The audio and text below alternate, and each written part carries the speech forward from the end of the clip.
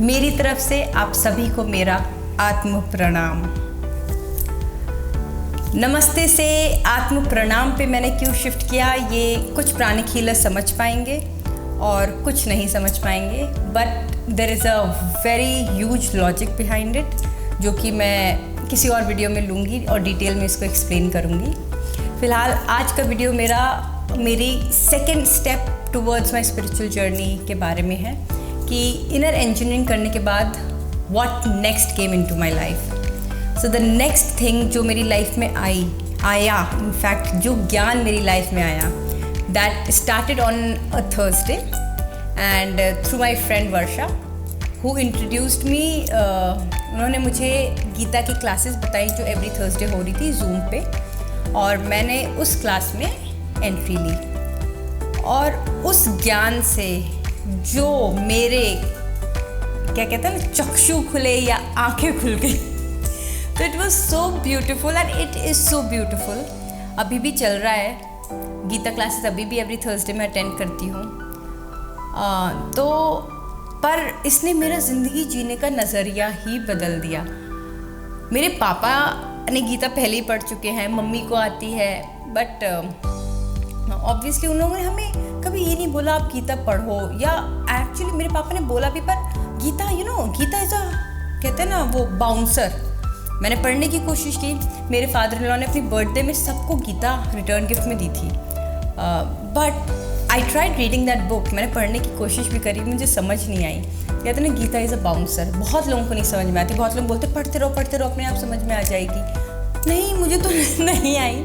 तो I am so thankful to Varsha and to Rajni ji and Devashri ji, जो मेरे teachers हैं, गीता पढ़ाते हैं हमको जूम क्लास पे। तो इतने अच्छे से उन्होंने हमें सिखाना शुरू किया कि एक गीता में ना एक दोहा, एक क्या बोलते हैं उसको, आई थिंक श्लोक होता है, यस, एक श्लोक होता है, और उसको वो एक्सप्लेन करते थे कि इसका क्या मतलब हो, इसको हम रियल लाइफ में कैसे अप्लाई कर सकते हैं। तो इट वाज सो ब्यूटीफुल। हमें इतनी सारी चीज़ें पता चली। मतलब मेरे लिए तो कहते हैं ना आंखें खुलना, मतलब किस भ्रम में जी रहे थे हम। पापा ने कुछ टिप्स दिए थे, जो होता है अच्छे के लिए होता है, करते रहो, फल की चिंता मत करो, कर्म करो, जैसा बोगे वैसा पाओगे, as you will sow will you reap. ये बेसिक चीज़ें बताई थी। मम्मी बोलती थी भक्ति में ही शक्ति होती है। तो बहुत सारी चीज़ें बोलते थे जो बहुत इसलिए शायद मैं बहुत ज़्यादा रिलीजियस हूँ। सत्यनारायण का व्रत भी करती हूँ, तो अब तो एकादशी भी रखने लग गई। उसके बाद थर्सडे का व्रत करती थी, पर उसके बाद अब मैंने छोड़ दिया। मैं थर्सडे की कथा पढ़ती हूँ। मतलब इतनी सारी चीज़ें करती हूँ मैं कि इट्स सारी चालीसा याद है, सूर्य को जल देना। मैं मतलब बहुत रिलीजियस थी। तो मेरे हस्बैंड हमेशा ये बोलते तुम तो बहुत रिलीजियस हो, स्पिरिचुअल तो हो ही नहीं। तो कहीं ना कहीं उनको ये लगता है कि रिलीजियस ओवर रिचुअलिस्टिक हूँ मैं, बट पता नहीं, मेरे को अच्छा लगता था, शांति मिलती थी। और अब थोड़ा बहुत ज्ञान लेके, और दूसरा भी मैंने एक और अपनी स्पिरिचुअल जर्नी की चीज़ करी। I went into pranic healing, और ये मैंने अधिक मास में किया। ये अभी मैंने बेसिक कोर्स किया 18-19 को, और 3-4 अक्टूबर को मैंने 18 सितंबर को मैंने अपना बेसिक कोर्स किया, 18 एंड 19 सितंबर, और 3 और 4 अक्टूबर को मैंने अपना एडवांस कोर्स कर लिया। तो आई गॉट इतनी सारी स्पिरिचुअल नॉलेज मेरे पास एक साथ आ गई, दैट मेरे को तो इतना ओवरवेलमिंग लग रहा है कि मतलब कितना अच्छा होता जा रहा है। तो गीता के ज्ञान से मुझे ये समझ में आया कि आप एक कदम उठाते हो ना अपने भगवान के लिए, आपका भगवान आपके लिए 10 कदम उठाता है। And that is a very beautiful thought, जो कि मुझे अपनी लाइफ में होता हुआ नज़र आया और दिख रहा है। एक के बाद एक चीज़ें अपने आप होती गई।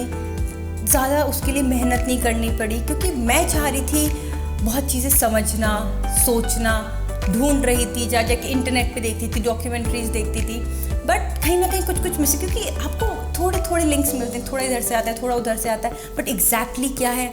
एनर्जी वर्ल्ड पढ़ना चाह रही थी, व्हाट इज़ एनर्जी साइंस, खूब सारी चीज़ें पढ़ी उसके बारे में। मतलब but everything just fell in place. It is so beautiful. Gita ने मुझे मेरी लाइफ को इतना सॉर्ट आउट कर दिया, मैं कह नहीं सकती मैं कितना थैंकफुल हूँ श्री कृष्ण के लिए I am like totally indebted to him कि उन्होंने एक इतनी प्यारी सी गीता बनाई जिसके लिए obviously these are from our Veda, these are from our scriptures. Mahabharata का एक पार्ट है गीता। कहते हैं घर में महाभारत नहीं पढ़नी चाहिए, बट गीता सबके घर में होनी चाहिए। मतलब सीरियसली मेरे को तो ये भी लगता है स्कूल में इंट्रोड्यूस हो जानी चाहिए। हमारे बच्चों को अगर गीता का ज्ञान मिल जाए ना तो वो रो रहे होंगे अपने एग्ज़ाम से पहले, ना तो हम डर रहे होंगे अपने एग्ज़ाम से पहले या अपने इंटरव्यू से पहले या अपने किसी भी एक इम्तहान से पहले। बिकॉज आप क्या अपना आप कर्म करो ना, फल की इच्छा क्यों करते हैं? हम कोई भी बिजनेस डिसीजन ले रहे होते हैं, क्या फ़ायदा होगा इसका लेने का, हमारा दिमाग बोलने लग जाता है मत करो, आइडिया आया मत करो। क्यों? क्योंकि हम उसका फिर स्वॉट एनालिसिस करते हैं, उसकी स्ट्रेंथ क्या है, वीकनेस क्या है, अपॉर्चुनिटीज़ क्या है, थ्रेट्स क्या है। This is a basic thing that we have been taught, हमें MBA में ही सिखाया गया है। And this makes sense to an extent. I understand बहुत सारे आपके वेग आइडियाज़ भी आ सकते हैं, बट अगर उस आइडिया पे आपको कन्विक्शन है, आपको लग रहा है, आपका इंट्यूशन बोल रहा है अच्छा है, गो फॉर इट। हमें जाना चाहिए उसके लिए।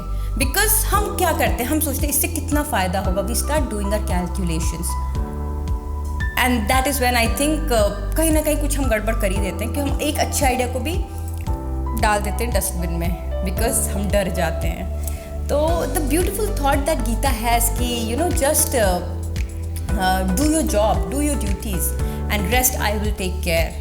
भगवान ख्याल रख लेंगे। तो that is something I learn from Gita and that is a very major lesson in my life. और जो भी काम करो बहुत मन से करो। आप अपने बच्चे के लिए खाना भी बना रहे हो ना, मन से बनाओ। हम लोग क्या मेरे लिए आई वॉज ब्लेस्ड कह लो या पता नहीं कार्मिकली कह लूँ मैं कि कभी मुझे खाना बनाने की ज़रूरत ही नहीं पड़ी। 8 साल में कोरोना आया तो बनाने की ज़रूरत पड़ी। और शुरू में मैं लिटरली मेरे को ना इतना गुस्सा आता था जब मैं खाना बना रही होती थी कि जो है खाना क्यों, मतलब जब 8 साल से नहीं बनाया, रेस्टोरेंट खोल लिया हमने तो वहाँ बनाने की ज़रूरत नहीं पड़ी। यहाँ पे ऑब्वियसली इंडिया में हेल्प थी तो it was such a easy journey. तो किचन में घुसना मुझे अच्छा ही नहीं लगता था और कभी ज़रूरत भी नहीं पड़ी। पर अब जब करना पड़ा थोड़ा थोड़ा तब रो रो के तो नहीं, मतलब आप अंदर से खुश नहीं हो कि आपको करना पड़ा, आप ज़बरदस्ती कर रहे हो। तो शुरू में मेरी यही स्टेट थी। फिर इनर इंजीनियरिंग में मेरे थोड़े ज्ञान चक्षु खोले कि जो है भाई कर लो अच्छा होगा, मतलब मन से करो। बट गीता ने तो इतने ज़्यादा खोल दिए तो ये समझ में आने लगा जो भी कर रही हूँ मैं, even if it is wiping the table, enjoy doing it. Even if you have to, मतलब अगर आपको खाना बनाना है उसके लिए इंजॉय करो। अगर आपको कपड़े धोने पड़ रहे हैं तो भैया उसको भी इंजॉयमेंट में करो। Everything should be your Karma and it should be with good intention and good thought. एक अच्छी सोच से करो, आप रो रो के मत करो। क्यों? ये मुझे एस्ट्रोलॉजी के ज्ञान से आया। अभी मैंने एस्ट्रोलॉजी का भी कोर्स कर लिया। एक्चुअली मैंने इतनी सारी चीज़ें करी ना, मैं आपको क्या बताऊँ। मैंने बेसिक एस्ट्रोलॉजी भी कर ली, अब मैं एडवांस एस्ट्रोलॉजी भी परसू कर रही हूँ। और मैंने टैरो कार्ड रीडिंग भी सीख ली। मतलब पता नहीं, समथिंग इज़ रियली नॉट, एकदम से बहुत सारी स्पिरिचुअल चीज़ों में मैं घुसती चली गई। तो उससे मुझे पता चला आपका प्रारब्ध सेट होता है। गीता में बोलते थे आपका प्रारब्ध सेट है। आपने पिछले जन्म में कुछ कर्म किए हैं जिसकी वजह से आपको ये जन्म मिला है। इसमें आपको ऐसा पति मिला या ऐसे बच्चे मिले या ऐसी सास मिली या ऐसे ससुर मिले, ऐसे माँ बाप मिले, ऐसे भाई बहन मिले। ये सब आपका पिछले जन्म से आता है। तो अब या तो आप उसको खुशी खुशी एक्सेप्ट करके उसको जी लो और अपना कर्म कर लो, या फिर आप रोते रहो, कुड़सते रहो, सोचते रहो हाय राम मेरी ज़िंदगी कैसी हो गई, मुझे ऐसा करना पड़ रहा है, मुझे वैसा करना पड़ रहा है, मेरी ज़िंदगी में भी लिखा था मैं इतना करती रहती हूँ तब भी मुझे यश नहीं मिलता, मैं इतना करती रहती हूँ कोई मेरे बारे में सोचता ही नहीं है। Why are we even thinking? Why are we even expecting a result? कभी हमने किया है? मैं तो नहीं थी ऐसी, मैं तो कुछ भी करती थी, मैंने तो इतना कर दिया, आज मैंने खाना बनाया मुझे तो अप्रिसिएशन मिलना चाहिए। मतलब लिटरली मैं ऐसी ही थी। मैं थोड़ा सा भी कुछ करती थी ना, मैं एक्सपेक्ट करती थी कोई मुझे अप्रिशिएट करे, कोई मुझे बताए मैंने कितना अच्छा काम किया। And that was so silly of me, जो कि मुझे आज मतलब लिटरली अपने 30 साल से ऊपर की हो चुकी हूँ, अब समझ में आया है कि that was a very very wrong expectation I had. मतलब बहुत ही गलत एक्सपेक्टेशन मैंने रखी हुई थी, क्योंकि गीता मैंने पहले पढ़ी ही नहीं। मतलब और जितनी पापा ने पढ़ाई या बताया वो मुझे कभी सेंसिबल लगता ही नहीं था। कर्म कर, फल की इच्छा मत कर। यार how does it even make sense? यार पढ़ाई कर रही हूँ तो एक अच्छे मार्क्स के लिए तो कर रही हूँ, ऐसे ही तो नहीं पढ़ाई करूँ। तो लॉट ऑफ थिंग्स, वो एक एक लाइनर्स जो है ना गीता के, वो हमारे लॉजिकल ब्रेन में फिट नहीं होते, इट डजंट फिट। बट अब और इवेंचुअली इस ज्ञान से मुझे ये भी समझ में आया, जितने हमारे गुरुज हैं, जितने भी, प्राणिक हीलिंग ले लीजिए, मास्टर चौकोक्सुई हो गए, सदगुरु हो गए, I am also listening to Shivani sometimes. मैं नित्यानंद जी का भी मैंने फॉलो किया। Lot of other people I have been following and understanding what they speak about Gita and what they speak about spirituality. तो मुझे ये समझ में आया, ये सारा का सारा निष्कर्ष सब कुछ गीता से है। Everything, there is so much similarity, even आप बाइबल में देखेंगे, इवन आप कुरान में देखेंगे। I am trying to understand, उसकी 7 आयातें बोलते हैं हम कुरान में, बाइबल के अपने कमांडमेंट्स होते हैं। Everything has so much similarity. मैं अपने सेशंस बनाऊंगी कैसे ये गीता से इंस्पायर्ड है या गीता के ही वर्सेस हैं, because Gita is not a religious book. Gita कोई हिंदुओं की बुक नहीं है, ये एक वैदिक बुक वेदास से आई है लिटरली। हिंदुइज्म तो गीता के आने के काफ़ी साल बाद आया, तो ये एक रिलीजियस बुक हम मान ही नहीं सकते। ये एक ऐसी बुक है जो हर जगह हर लोग एक्सेप्ट करते हैं। यूएस में, यूके में, in fact curriculum as a curriculum इसको इंट्रोड्यूस किया गया है। एमबीए के स्टूडेंट्स इसको पढ़ते हैं। Gita is such a good book. इससे आपको आपको अच्छा ऑर्गेनाइजर बना सकती है, एक अच्छा हाउसवाइफ बना सकती है, एक आपको अच्छा बिजनेसमैन बना सकती है, एक entrepreneur, a successful entrepreneur you can be with the help of Gita. अब मुझे नहीं पता, मतलब आई फील कि अब वो मेरी सक्सेस तो उस पर डिपेंड करेगी कि मैं हुई नहीं, but seriously it has made me help my self internally, at least मेरी फैमिली लाइफ के लिए, मेरी बहुत सारी चीज़ों के लिए। तो बिकॉज सक्सेस को कभी आप नाप नहीं सकते। सक्सेस क्या है? सक्सेस मनी से आएगी कि मन से आएगी? तो for me what I feel, मैं तो अभी खुश हूँ और खुशी से बड़ी सक्सेस कुछ होती नहीं। अगर आपके अंदर पीस है, आपके अंदर खुशी है, तो पैसा तो क्या है यार, इट इज़ देयर। जब आप मरोगे क्या आप उसको लेके जाओगे? कुछ नहीं होने वाला उस चीज़ का। तो if it has to come, वो आएगा। आपकी किस्मत में होगा, आपकी कुंडली में होगा तो आ जाएगा, आपकी किस्मत में नहीं होगा तो क्या हम उसको लेके रोते रहें कि मेरी कुंडली में तो पैसा ही नहीं है, मैंने तो कर्म किया, मुझे पैसा नहीं मिला।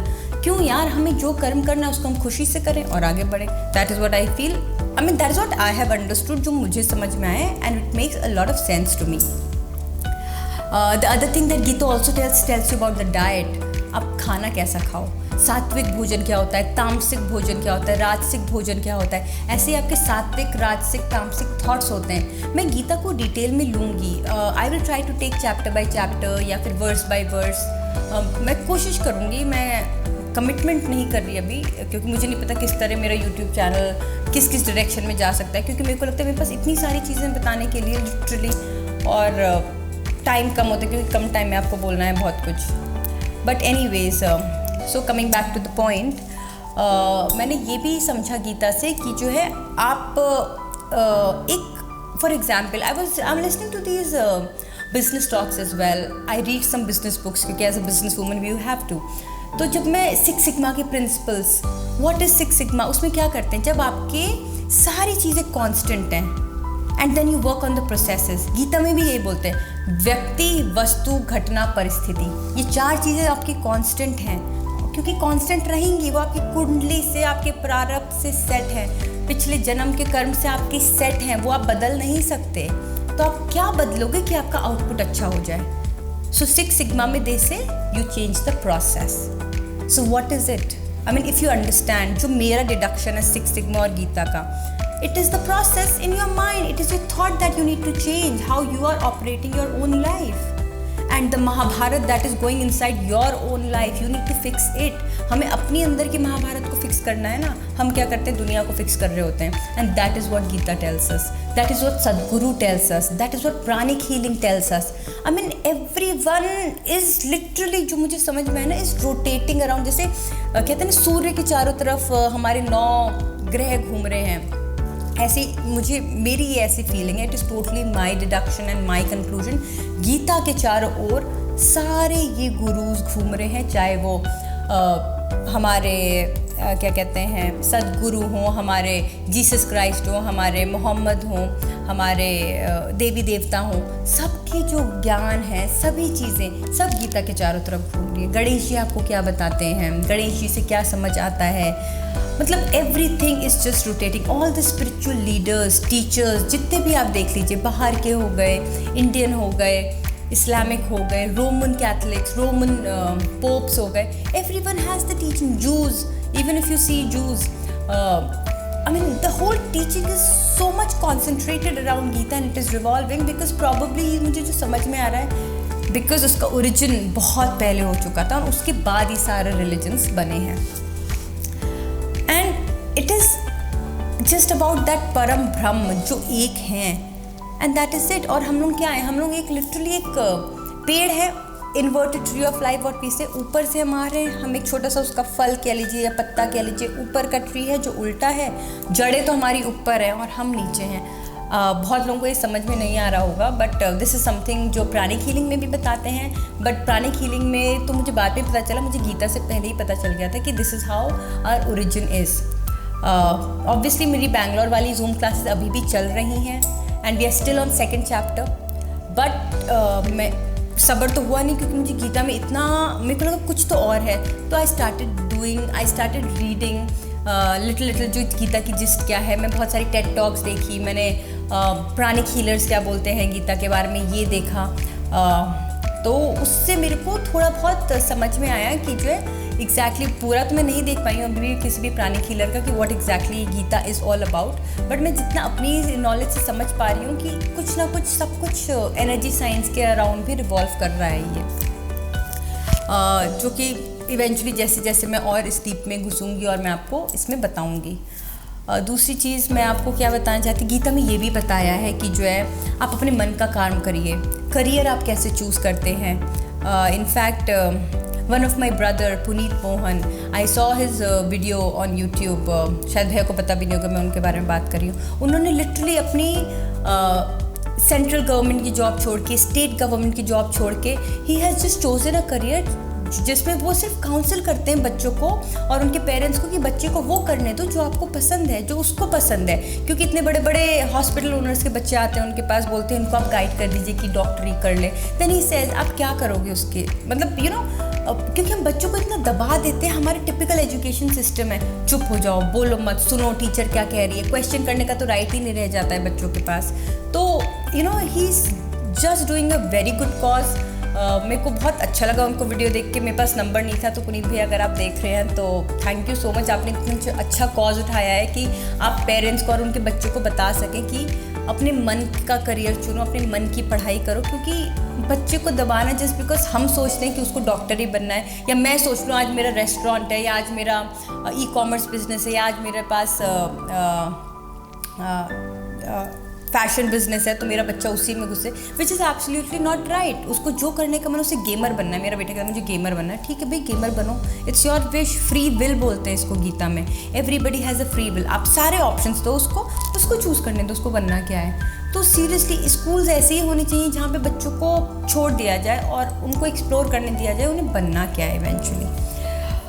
आई गेस बहुत सारी चीज़ें हैं बताने के लिए, बट अभी तो मैं इस पे ही क्लोज़ करना चाहूँगी। एंड ऑनेस्टली स्पीकिंग मैं उन लोगों को भी बहुत बहुत धन्यवाद देना चाहती हूँ जिन्होंने मुझे इस जर्नी में आगे बढ़ने के लिए हेल्प करी। So I really want to thank my friend Tushar, I want to thank my trainer Astha, I want to also thank Poonam ji, I want to thank Varsha, I want to thank Devashri ma'am, I want to thank Geeta ma'am, I want to thank Rajni ji. I mean there are so many people I want to thank, and I really want to thank my family who has been so supportive. मेरी Thursday classes जब होती है, my husband looks after my kids. मेरी जब training चल रही थी प्राणिक healing की, my husband was there to look after my kids, my in-laws were there to support my kids. तो उन सबको मैं बहुत बहुत धन्यवाद बोलना चाहती हूँ इन चीज़ों के लिए। मतलब मैं आपका तहे दिल से शुक्रिया अदा करती हूँ कि मैं इतनी सारी चीज़ें, इतना सारा ज्ञान आप लोगों की वजह से एकत्रित कर पाई। तो बहुत बहुत धन्यवाद आप सभी का, और मेरी तरफ से आप सभी को आत्म प्रणाम। So I would want to conclude my video, and मैंने बहुत जिस्ट में बताया है गीता क्या है। I want to talk about pranic healing also. Pranic healing कैसे आपको हेल्प करता है स्पिरिचुअली इवॉल्व करने में। It's a beautiful concept which I was very unaware of, जो मुझे अब पता चला है। तो आई थिंक और लोगों को भी सबको पता होना चाहिए एग्जैक्टली कि हम क्या क्या अपनी लाइफ में कर सकते हैं और अपनी लाइफ को कैसे सुंदर और ब्लिसफुल बना सकते हैं. So that is all from my side for now. So thank you so much and आत्म प्रणाम.